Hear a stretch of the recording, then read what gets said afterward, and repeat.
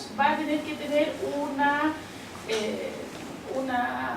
va a tener que ser sopesado cuando uno realiza la adaptación en un niño. Una vez que ya tenemos evaluado y sabemos qué es lo que vamos a hacer, comienza la planificación de la adaptación. Ahí debemos ver la planificación de todos los pasos a seguir en el procedimiento. Se identifican las necesidades y las áreas de dificultad en ese niño. Se evalúan las motivaciones y las expectativas frente a esa adaptación. No es lo mismo adaptar a un niño que va a ir candidato a implante a adaptar a un niño que necesita desarrollar lenguaje con esa audición con la que contamos. Por lo tanto, evaluar esa motivación y esa expectativa frente a la evaluación es súper importante para el apoyo de los padres y para que ellos se vean involucrados en la rehabilitación de ese niño. Luego, tenemos la selección de la tecnología. Cuando seleccionamos la tecnología, tenemos que tener en claro las características técnicas del audífono que vamos a utilizar, los tipos de micrófono, los tipos de compresión, el número de canales y bandas, el tipo de micrófono, la respuesta de frecuencia del receptor o del parlante. Todas estas características tienen que ir orientadas a conseguir el mejor rendimiento posible de ese niño según la patología con la que nos hemos encontrado y las expectativas que tenemos. Como les decía, niños que son candidatos a implantes, que tienen riesgos auditivos, tenemos unas características de los audífonos que pueden ser distintas a un niño que lo que queremos es que desarrolle el lenguaje y que se desarrolle su vida con la adaptación de audífonos. Y acá, algo que es tremendamente importante, que es la verificación. Uno puede planificar, uno puede tener muy claro qué es lo que quiere obtener con ese paciente, pero la verificación de si lo que yo estoy decidiendo es correcta y es la más adecuada posible, tiene distintas cosas con las que podemos utilizar para estar seguros de que ese paciente está bien adaptado. Entre ellas tenemos las mediciones de oído real, las medidas electroacústicas, la ganancia funcional, las encuestas de satisfacción. Esas son características, son herramientas que nos ayudan a la verificación de una adaptación pediátrica. Luego de esa verificación tenemos la orientación y el training, que es la entrega de las indicaciones a la familia, a los tutores y al equipo en general. En esta parte también nosotros nos comunicamos mucho con el terapeuta, con el fonoaudiólogo, con el centro de rehabilitación, con los terapeutas ocupacionales, los profesores diferenciales y todo el equipo médico que se va a involucrar en la adaptación de un niño. Recordemos que acá, a diferencia de los adultos, esto es tremendamente importante, el apoyo que nos da el equipo multidisciplinario. Si no tenemos un apoyo de fonoaudiólogo, lo más probable es que aunque tengamos el audífono más maravilloso del mundo, no vamos a conseguir buenos resultados. Y la validación es el punto en que determina el impacto en la adaptación. Hoy día vamos a hablar un poquito de la verificación. Como les decía, el protocolo IDEX está basado en el protocolo de la AAA de octubre del 2003, donde están los mismos pasos que les acabo de explicar. Entonces, en la verificación de la adaptación, una de las cosas más importantes es la medición de la diferencia de oído real y el acoplador de 12C, donde tenemos en cuenta la resonancia del conducto. La medida del REC nos hace cuando nosotros hacemos adaptaciones pediátricas usamos un algoritmo que es específico para niños, que es un algoritmo pediátrico que es el DSL, que es el nivel de sensación deseada.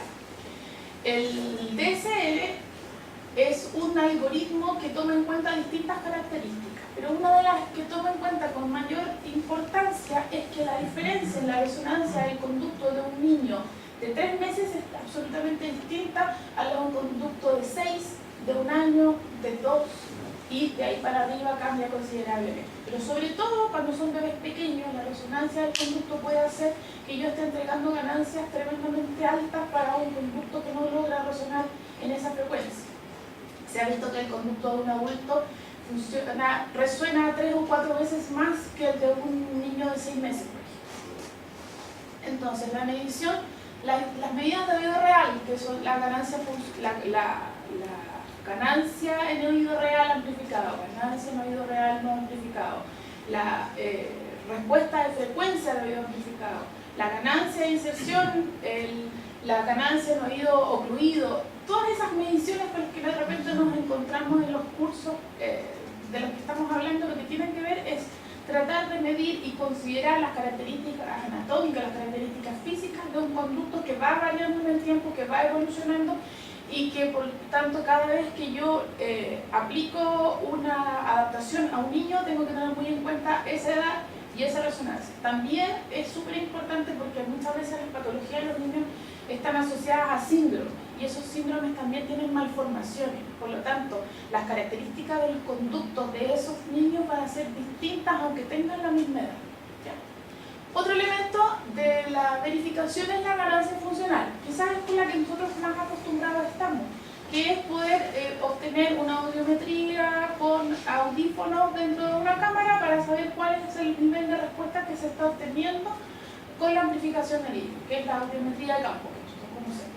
¿Ya? Otras medidas que nos ayudan a ver la verificación son las medidas electroacústicas. Las medidas electroacústicas son las medidas que se realizan al aparato en sí para saber si, pese a que uno está haciendo un montón de cambios en el audífono, los estamos calibrando de distintas formas, si esto técnicamente está entregando los resultados que yo estoy pidiendo. Entonces aquí vemos si tiene el nivel de distorsión que yo digo que tiene, si tiene la ganancia promedio, si tiene la respuesta de salida correcta, etc.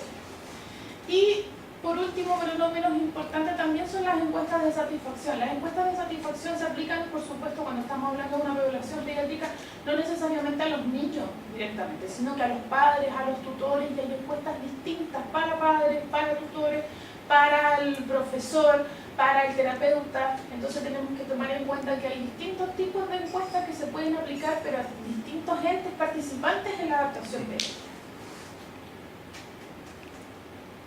Las mediciones en oído real de las que estamos hablando, yo tenía un resumen más o menos de las más conocidas. Tienen que ver con cómo resuena el conducto cuando tengo el oído ocluido, cómo resuena el conducto cuando tengo el oído no ocluido, cómo resuena el conducto cuando lo tengo amplificado, cómo resuena cuando no tengo el oído amplificado. Estas mediciones de oído real se pueden utilizar para la adaptación pediátrica más precisa y más adecuada según la edad del niño. La ganancia funcional, además de la audiometría de campo libre, también tenemos el speech mapping, que es una prueba que se realiza con los analizadores de audífonos, donde sale un sonido, una conversación a través de un parlante, se pone a cierta distancia y vemos cómo el audífono va funcionando con ese estímulo que está medido y donde se supone que tiene más una curva meta. Se utiliza poco, sobre todo en niños, porque en realidad ellos no son muy quietitos, no les gusta mucho estar tranquilos y determinados a una cierta distancia, pero de todas maneras cuando tenemos dudas sobre si los niños están recibiendo o no están recibiendo correctamente los estímulos, se puede utilizar sobre todo para tranquilidad a los padres. Y bueno, las medidas electroacústicas de las que le hablaba, ganancia máxima, ganancia promedio, nivel de ruido fondo, distorsión armónica, también se puede ver el consumo de pila, son medidas que nos ayudan, son más bien de carácter como de servicio técnico, pero muchas veces uno, por más que les aplica las calibraciones correctas a los audífonos, le realiza mantención, etc., uno puede llegar a tener la duda si efectivamente el audífono está funcionando como yo quiero. Bueno, podemos utilizar las medidas electroacústicas para poder corroborar. Acá les quería mostrar, bueno, esa es la diferencia entre el nivel de presión sonora en un acoplador de 2 cc y la diferencia en la presión sonora en un oído real es la que vemos acá, puede ser considerablemente distinta. Esta es la curva de un adulto y esta es la curva de un niño de 3 a 6 meses. O sea, tenemos una diferencia entre el acoplador, o sea, entre el rango de un adulto y un niño considerable. Y acá tenemos la de un niño de 12 a 24 meses, o sea, un año después, pese a que sigue siendo muy distinta a la de un adulto, también es muy distinta a la de un niño de 6 meses. Por lo tanto, estas diferencias son muy importantes de considerar cuando estamos haciendo la adaptación, porque nos van a entregar un nivel de ganancia distinto. No olvidemos que los niños no se van a quejar, los niños tienen que aprender a hablar con lo que tienen, con lo que le entregas y con lo que no le entregas, y que ellos también tienen que usar sus audífonos en posiciones fijas, no van a poder cambiarlos como los adultos, no van a poder tener cambios de programa, no van a hacer nada, sobre todo dependiendo de la edad del niño. Cuando hablamos de niños más de 10 años, algunos tienen alternativas de poder hacer cambios, pero en general son audífonos que están prefijados con una calibración que tú decidiste y le estás entregando, y con lo que tú decidiste entregar es que ese niño debe desarrollar lenguaje, para bien o para mal, con lo que le entregas y con lo que no le entregas. Por lo tanto, las diferencias de la ganancia de un oído que ha tomado, de una certificación que ha tomado en cuenta la medición de oído real versus uno que no, va a ser considerablemente diferente. ¿Cómo se realiza esa medición de oído real? Se puede realizar a través del analizador de audífono, pero también existe la posibilidad de realizarlo con el mismo audífono. ¿Ya? Se coloca una sonda, se calibra, la sonda se coloca en el conducto a ciertos milímetros de distancia del tímpano, ojalá lo más cerca posible, y a través del mismo software podemos hacer la medición. Cuando son audífonos de bebé, exactamente igual, cambiamos el tipo de sonda. Las sondas acá van en los micrófonos del audífono, por lo tanto, por eso es que en un audífono de bebé tenemos que cambiar la sonda. Se inicia la calibración, debemos calibrar correctamente y luego se hace la medición.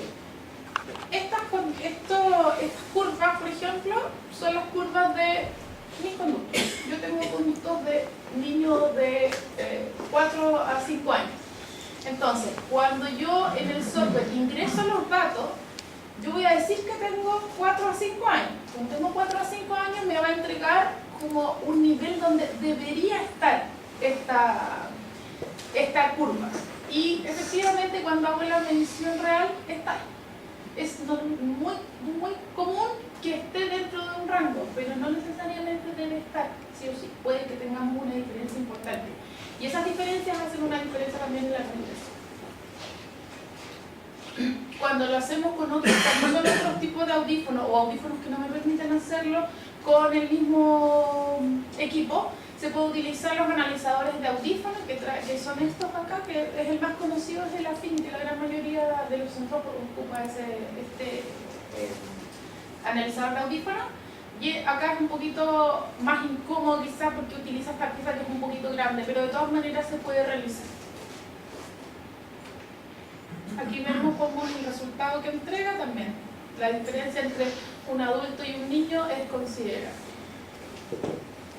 ¿Qué consideraciones debemos tener? Es importante cuando hacemos mediciones de oído real, que a pesar de las ventajas asociadas a las mediciones con sonda microfónica para efectuar la verificación electroacústica de los niños, subsiste todavía un segmento de la población en los que no es posible realizar estas mediciones o que son difíciles de obtener de manera válida.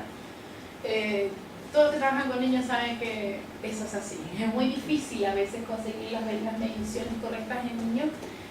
La mayoría sí se puede realizar, sobre todo lo que se puede hacer con el mismo audífono, porque uno ya consiguió que el niño se acostumbre a ese audífono, ya está familiarizado con su audífono, por lo tanto es más fácil hacerlo, pero cuando tiene que ver con equipos externos a veces es un poco más complejo. ¿Ya? Ahora, esto hace que se haya desarrollado un enfoque que permite realizar la verificación a partir de las medidas realizadas en el acoplador de 12C. Estas son las medidas que son como estándar, tenemos valores promedio de red que podemos utilizar y que por supuesto se utilizan en las adaptaciones pediátricas. Y las variaciones estas mediciones promedio van de cada 3 meses, de 0 a 3, de 3 a 6, de 6 a 18, 18 a 2, y después de 2 ya van a ir de entre los 2 y los 3 años, los 3 y los 4 y los 5, ahí van avanzando hasta los 6 años, más o menos, que es cuando el conducto de niño ya tiene una resonancia más similar a la de un conducto adulto.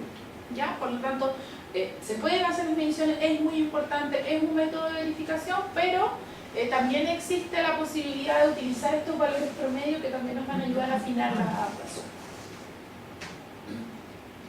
Otra herramienta que se utiliza muchísimo y que es muy importante para la verificación y la adaptación de un niño es la medición de la audiometría in situ. ¿Ya? En la medición, el poder conseguir los umbrales lo más adecuados posible, lo más correctos posible con el audífono puesto nos va a hacer que la ganancia necesaria para esa adaptación sea lo más precisa posible. ¿Ya? Eso es lo que para nosotros lo llamamos el sensograma, audiometría in situ. Tiene distintos nombres según la casa de audífonos, pero lo que busca es lograr medir el umbral lo más cerca posible al tímpano porque se realiza con el molde propio del niño. Obviamente aquí tenemos una limitación que es la del niño.